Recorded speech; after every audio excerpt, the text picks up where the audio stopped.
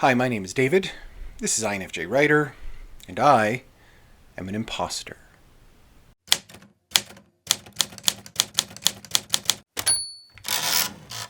I am joined in my video today by my sweet girl here.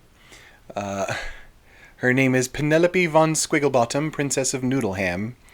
Yes, that's her full name. Penelope von Squigglebottom, Princess of Noodleham. And today, she's getting some lunch. That's right. That's right. And so, while I'm warming up a delectable mouse dish for my sweetheart, she's hanging out with me during this video. For those of you who enjoy snakes, she is a blue-eyed leucistic ball python, a blue-eyed Lucy, my little belle, and she's super tame and incredibly sweet.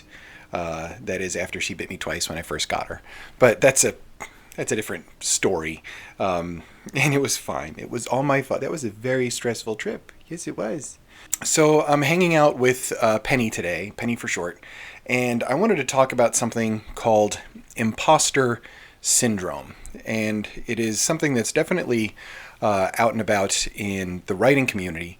And I think a lot of people actually suffer from this. And I say suffer from it, and it's kind of a weird thing. Imposter syndrome isn't it's not a mental illness or anything like that. It's more like a circumstance that kind of grabs hold of you. I wouldn't even go so far as to call it like a condition. It's just a feeling that gets a hold of you, and it is closely tied to depression and anxiety, of which I have had to fight through on numerous occasions, and still do pretty much every day. And it's something that kind of grabs onto you and affects every facet of your life, work, who you are, and what you do. A lot of times this leads to procrastination, and it leads to really a general fear of success. So you think fear of success, like that's the most ridiculous thing ever, right? Like, who's afraid to succeed? But it is actually a real ingrained fear that people can have. And it's one that I've experienced on numerous occasions. And I would go so far as to say that I am a habitual sufferer of imposter syndrome. And it just kind of gets wired into you, and it creates this vicious cycle. And I'd like to describe kind of how this works. Imposter syndrome is kind of like a self-sabotage in a way. It's your brain telling you that you are a fraud, and that the things that you are doing, any kind of accolades you receive, are inaccurate. And anything that you do, while you may have a sense of achievement from it, is not enough, because you're just a step away from being found out as being an inadequate person. By the way, I have a snakelet now. She's like, you're like a better version of a watch. That's right, when it moves around. What imposter syndrome actually does in the process, when you're in the kind of grips of it, is let's say you have some kind of a task, something that you have to do, something that you have to achieve or accomplish, or what have you, whether it's work related, whether it's writing, or whatever. There's a general sense of fear that when you do this task, it is going to be looked down upon in some way, or it's going to be seen as, kind of fake, sort of, forgive the French, like you're bullshitting your way through everything.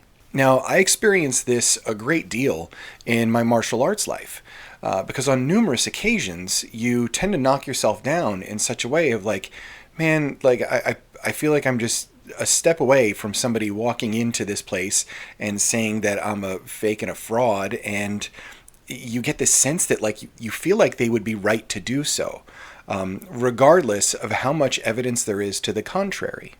Now, this is where it might seem kind of ridiculous, because in my martial arts life, I helped just hundreds of people. I taught a lot of self-defense to people that were professionals. I received letter after letter from students, young and old, just talking about how much of an impact I'd made on their lives, and how much of a role model I am, and all sorts of things along those lines, and how much I really meant to these people.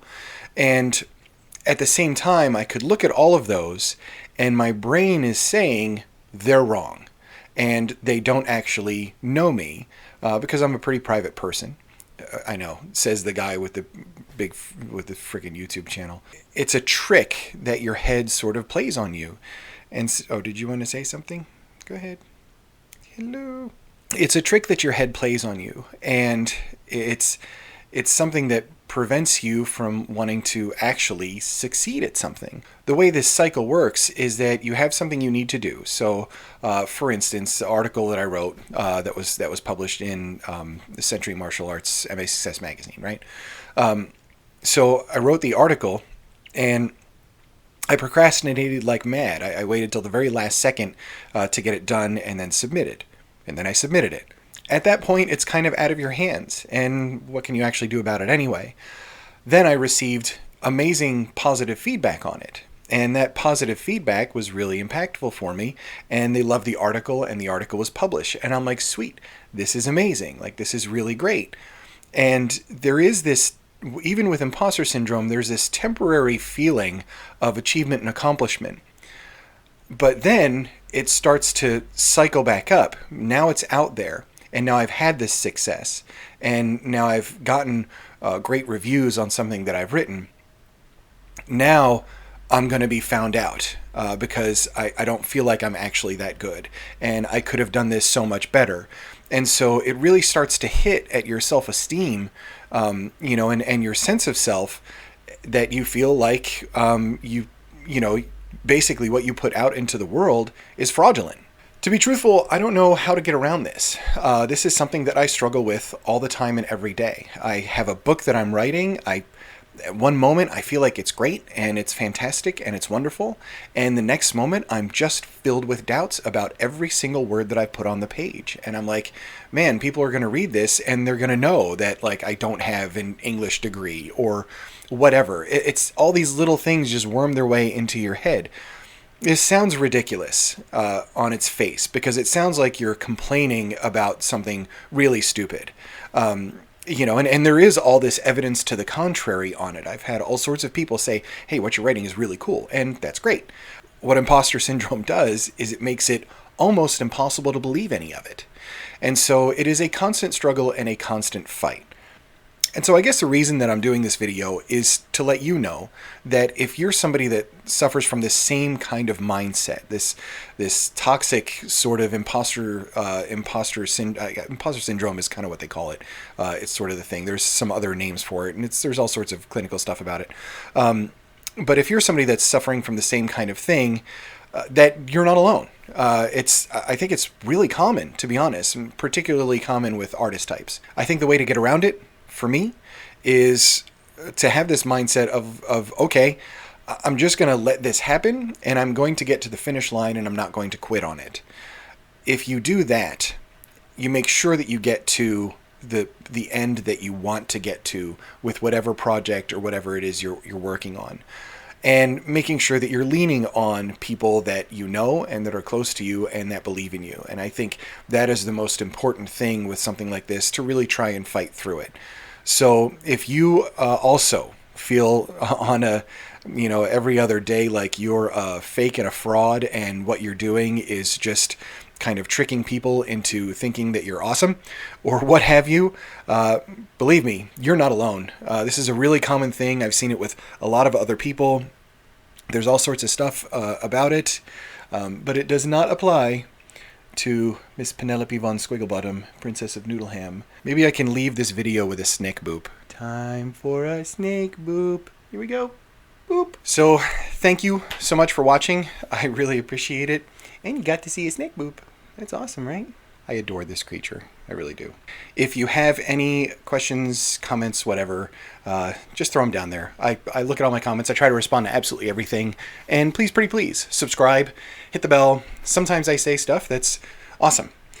Sometimes there's puppet videos. Sometimes I do a video and I have no idea what I'm doing at all, except for booping a snake. There you go. Say goodbye. Goodbye. Till next time.